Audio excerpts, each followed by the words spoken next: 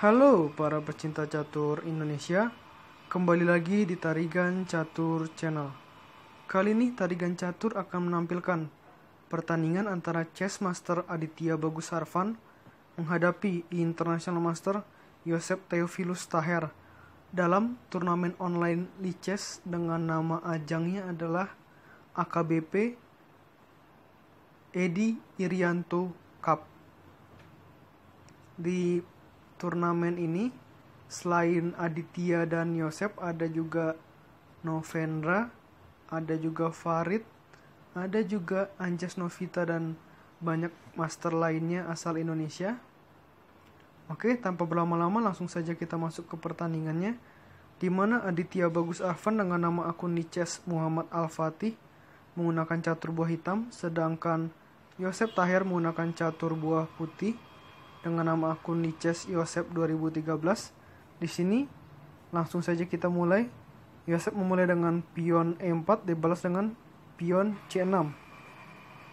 Ini membentuk pertahanan karokan ya. Pembukaan yang paling sering dilakukan oleh para pemain catur tingkat master maupun level-level bawahnya. Pion D4 dan pion D5 ini merupakan main line atau jalur utama dalam pembukaan karokan. Pion E5, pion C5, pion D makan C5, dan kuda C6. Kuda F3, pion E6, pion A3, dan pion A5. Gajah D3, gajah pukul pion yang ada di C5 dan rokade pendek oleh putih. Kuda G menuju E7, benteng E1, kuda G6, kuda B menuju D2, pion A4. Di sini melakukan langkah, jika putih melakukan langkah pion B4 maka dapat dipotong, dan langkah ini juga membuat pion putih yang ada di petak A menjadi terhambat ya perkembangannya. Oleh karena itu putih melakukan langkah kuda F1, menteri C7, menteri E2, dan kuda D4. Di sini mengajak pertukaran kuda sekaligus dengan tempo mengancam menteri, sehingga ini paksaan yang oleh Aditya. Oleh karena itu, Joseph harus memakan kuda hitam dengan kudanya, dan gajah pukul kuda yang ada di D4. Pion C3 untuk membuat gajah hitam harus mundur. Gajah hitam mundur satu langkah menuju C5. Gajah E3 mengajak pertukaran gajah. Setelah gajah D7, di sini gajah pukul gajah di C5 dan menteri pukul gajah di C5. Benteng A menuju D1.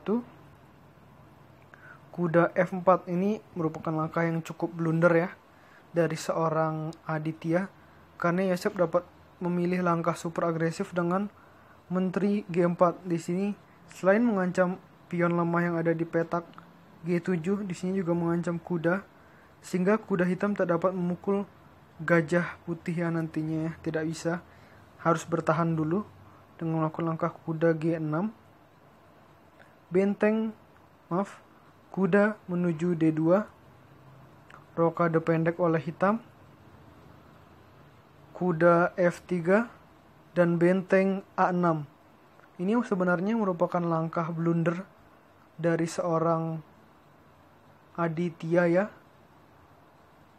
Di sini entah apa yang dimaksudkan oleh Aditya, namun Joseph juga memilih tidak memakan benteng tersebut karena visi dari Joseph adalah jauh ke depan untuk menghancurkan sisi pertahanan sayap Raja Hitam nantinya, terutama pada petak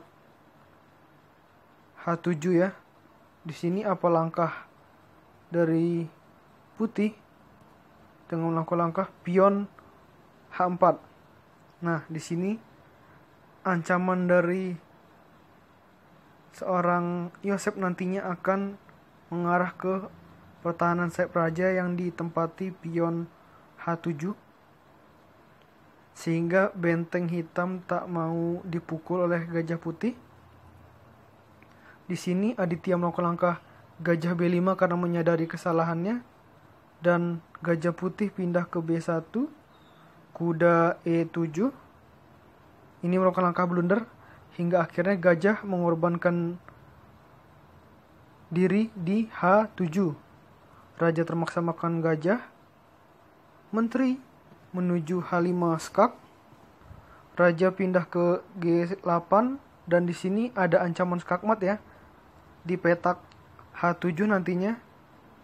Sehingga terpaksa di sini hitam melakukan langkah benteng E8.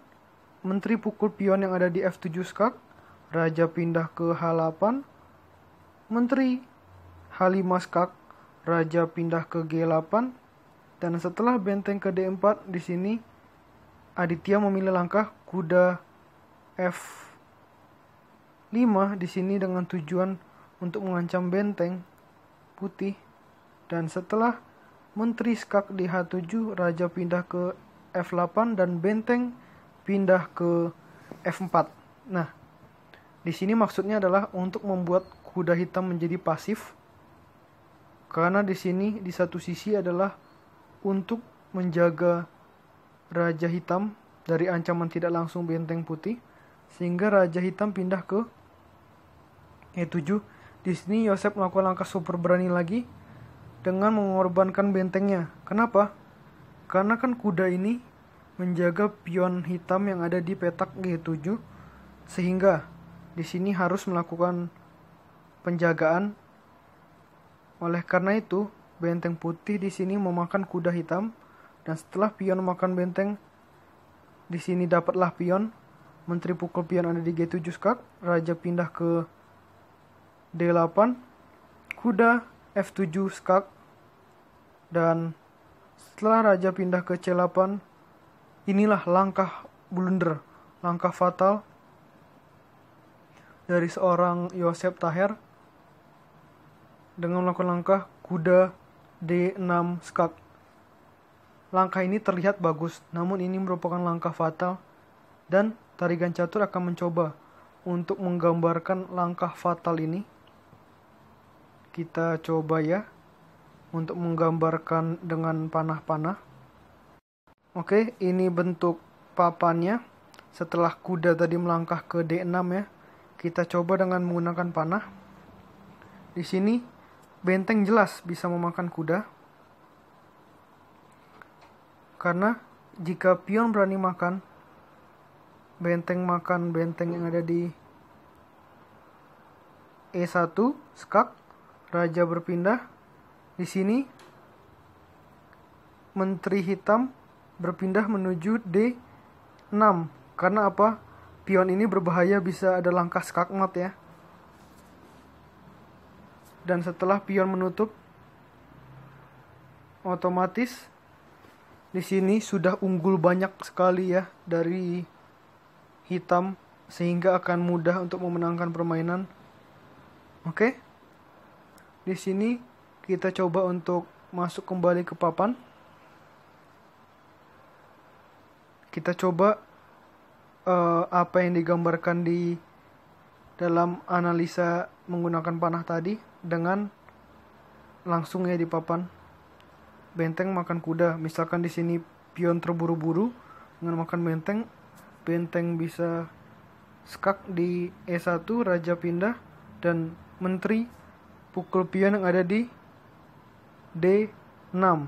Setelah pion ke G3, di sini menteri bisa pindah ke, misalkan ya, pindah ke C5. Di sini yang bisa dilakukan oleh putih hanya skak-skak saja, dan setelah ini udah sulit kan, setelah tidak bisa.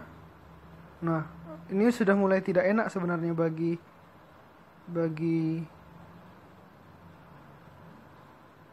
putih, karena hitam sudah bisa mengajak pertukaran, atau misalkan jika skak, maka di sini lebih baik benteng yang menutup ya, sehingga tidak ada lagi tempo skak ke sini.